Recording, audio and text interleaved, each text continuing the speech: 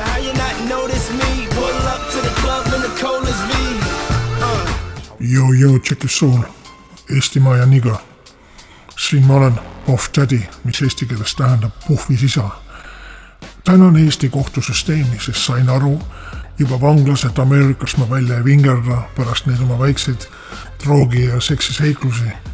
Ja Eesti, ütleme niimoodi, et me teame, et Eesti või kogu maailma kohtusüsteem on ilusti rikaste pärusmaa Ameerikas, nagu ma ütlesin, et sealt Telliskivi alt me välja ei roomanud ussikene. Aga Eestimaa siis kohtusüsteem on väga mõnus, läbipaistev, ikka võidavad need, kes natuke sulli voolab, kõik on ära ostetav, nii et aitäh Eesti, nüüd ma olen jälle vaba, on põhjust pidu panna, uued õlid peale osta. Loomulikult õppisin eesti keele ära, et advokaadiga sina peale saada. Ja oma uues raamatus aitäh Eesti ja Eesti kohus panema aforisme, siin ütleme kinniistumise ajal on oma aega mõelda. Puffis isa või Puff Daddy siis mõtted. Rikkad võivad lubada endale koduvarsti, aga vaesed peavad metsikute juures käima. Istuses oma kongis tuli mul meelde, et ma olen oma eluteel väga palju kaadanud kaaslasi.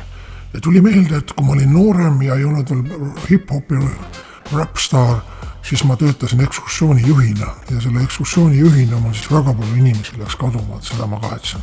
Ma olen üldiselt kõva poiss, mind ei huvita, kui mul selga lüüakse nuga, peaasi, et see ei ole minu selg, eks. Kõrval kongis vend rääkis mulle, et ei ole tänapäeval üldse nagu häid naisi tutvumiskuulutustes leida, sest ma huvitaval läksin ka, vaatasin, tema naine oli küll seal tutvumiskuulutus. Kui mul eelmised sünnipäevad olid, eks ju, mitte pahad väiksed sünnipäevad, Puff Daddy sünnipäevad, kuid kuulsused koos, siis ütleme seal kongis, ma saan aru, et kõige odavam sünnipäev on ikkagi võtad selle kalendri ja tähistad pastapliiatsiga, et lihtsalt märka sinna. Ma ise olen tegelikult hästi aus ja tore ja puhas poiss ja tegelikult väga nagu selline, kuidas öelda, religioosne inimene. Ja teie, kes te tegite siis sellest kärbsest elevandi nüüd, eks ju, minu kinni panite, eks ju, siis nüüd ise toitke seda elevanti, eks ju. Kui mind tahtsid, eks ju, miljonid ja tuhanded naised või tuhanded ja miljonid, ütleme õiepidi, siis seal, kui mul asjad nagu allamäega läksid, siis millegi pärast keegi tahtnud mind, aga minu enesekindlus ei kõikunud. Ma saan aru, et kui mul ei ole tüdrukuid, see ei tähenda, et mul ei ole tüdrukuid, see tähendab, tüdrukutel ei ole mind.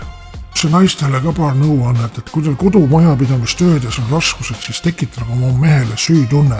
See on kõige kasulikum siis asi üldse kodus, eks, kui on mees, kes on süütunnega, mis minul praegu küll seda süütunnet on päris palju, et ma võiks päris hea mees olla, et kõik töötajan ära selle tunde pealt. Aga naiste teema meeldib kõigile, räägime naistest. Naine on silmadele nagu paradiis, aga mõistusele rahakotile on ta üks tühjuse tootja. Nii nagu mul seal kohtuprotsessidega kõik kaunitarid tulid välja ja süüdistasid mind millegis.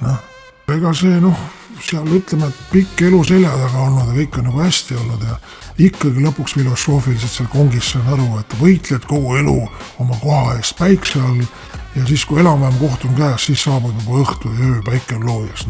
Minu kogemus näitab ka, et kui sa arvad, et su elu mängib lõpuks trumbid kätte, nagu mul oli aastaid, siis lõpuks elu otsustab hoopis malet mängima hakata ja sinnes trumpidest ei ole midagi asu, istud üksi seal kongis ülekaalus. Mõned siis meditatiivsed mõtted, tegelesin meditatsiooniga ja meditatsioonis tuli mul siis vastus, kuidas inimene leiutas siis ratta üldse esimene inimene. See oli üks Jürgi inimene oli, kes vaatas oma naise jalgu ja natuke jalad olid, sealt tuligi tal idee, siis see ümarratta idee. Ja halb saatus on ka vahest niimoodi, et ootad näiteks, ütleme, kui papp on otsas, nagu mul praegu istud 40 minutit, ootad külmetad peatuses, buss tuleb ja tuleb mingi vend ja kohe saab bussi peale. Küll on ikka saatus mõnikord panenud jalaga. Kui väiksed mälestused noorpõlvest, kui ma olin väike neegripoiss kuskil slummis, elasin koos vanaisaga. Ma olin vanaisaga, olime nii vaesed, et siis kui varast oli meile öösel vargile, me varastasime selle varga tühjaks, eks. Ja üldse vanandades hakkad mõtlema kõrgemalt, just vererõhu mõttes, et kui kõrge sul see on. Teine asi on see, et kui sa vaatad liiga kaua tuld, jääd passima tuld, mis paistab iseenesest romantiline ettevõte, siis võidakse sind vallandada tuletõrju ametist.